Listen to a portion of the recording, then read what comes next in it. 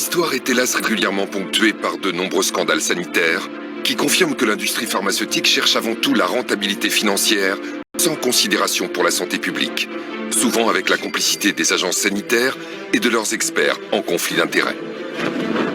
Le Vioxx, anti-inflammatoire prescrit pour les douleurs liées aux maladies articulaires, aurait provoqué 160 000 crises cardiaques et attaques cérébrales et 40 000 décès rien qu'aux États-Unis. Malgré les faits, les autorités sanitaires maintiennent le Vioxx sur le marché jusqu'à son retrait en 2004. Le Vioxx aurait rapporté à son laboratoire 12,5 milliards de dollars. Le scandale du Mediator aura lui aussi contribué à révéler les dérives et l'avidité de l'industrie pharmaceutique.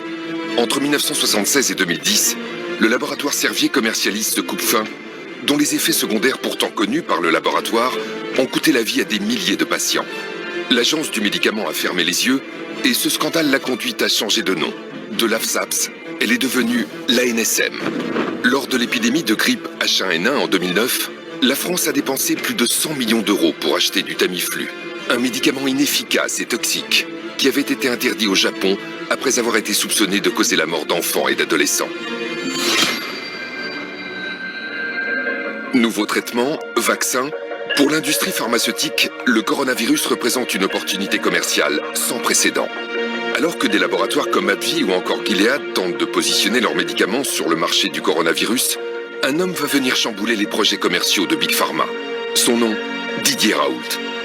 Considéré dans le monde comme un des plus grands spécialistes des maladies infectieuses, le professeur Didier Raoult dirige l'IHU Méditerranée Infection à Marseille, un pôle 100% indépendant de l'industrie pharmaceutique et au rayonnement mondial dans le domaine des maladies infectieuses.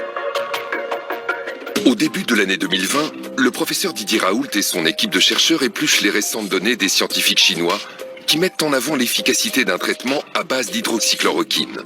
Des études contestées bruyamment par certains experts français. Que des gens qui n'ont jamais traité une infection à coronavirus aient une opinion sur les gens qui ont 20 essais en cours et pour lesquels les éléments ont été suffisants pour que le gouvernement et tous les experts chinois, c'est des experts qui corrèlent le coronavirus, hein, pas que sur le papier, c'est leur métier, prennent une position officielle en disant maintenant il faut traiter avec de la chloroquine les infections à coronavirus, c'est déraisonnable de dire écoutez, les Chinois on s'en fiche. Là est venue la première étude de Didier Raoult, qui avait des contacts en Chine, qui connaissait tout ça, et qui a commencé à faire une étude. Au début, c'était sur 24 malades, un petit nombre de patients. Cette étude, déjà, a montré qu'il se passait quelque chose. Alors, elle a été contestée, 24 malades, c'est rien du tout. Après, il en a mis 80, après, il en a mis 1500, puis 3500.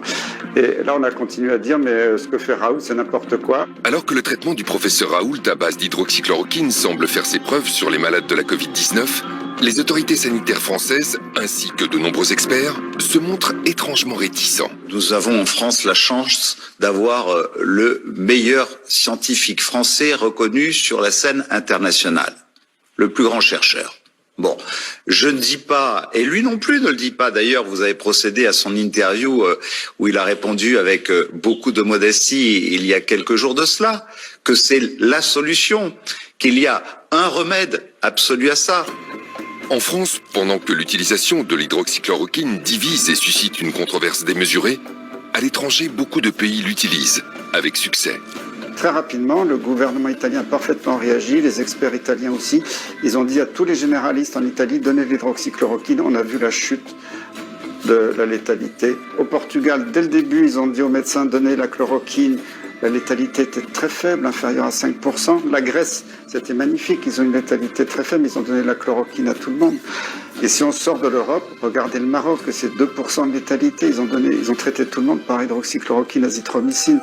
Et pourtant, malgré ces données prometteuses, le ministre de la Santé, Olivier Véran, fait une annonce qui va faire l'effet d'une bombe auprès de tous les médecins français. Le 27 mars 2020, le gouvernement interdit aux médecins de ville de prescrire l'hydroxychloroquine. Le Haut Conseil exclut toute prescription dans la population générale ou pour des formes non sévères à ce stade, en l'absence, dit-il, de toute donnée probante. Faisons confiance à nos chercheurs. Quand l'hydroxychloroquine a été interdite, j'ai été profondément choqué parce que les publications scientifiques montraient que ça marchait, l'expérience de tous les médecins montrait que ça marchait, les médecins de ville avaient commencé à l'utiliser, ça marchait.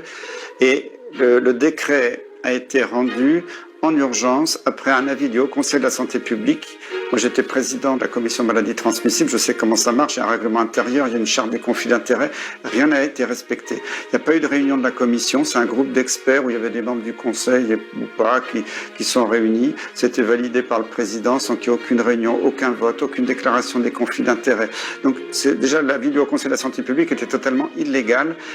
Et le ministre s'est appuyé là-dessus pour passer un décret en urgence qui était un scandale absolu en France, c'est qu'on a laissé crever les gens. On a interdit aux médecins généralistes qui s'étaient mobilisés pour sauver les gens de traiter les gens. La France est le seul pays au monde à avoir interdit par les médecins l'utilisation de l'hydroxychloroquine, ce qui était pour moi un scandale d'État. Sur la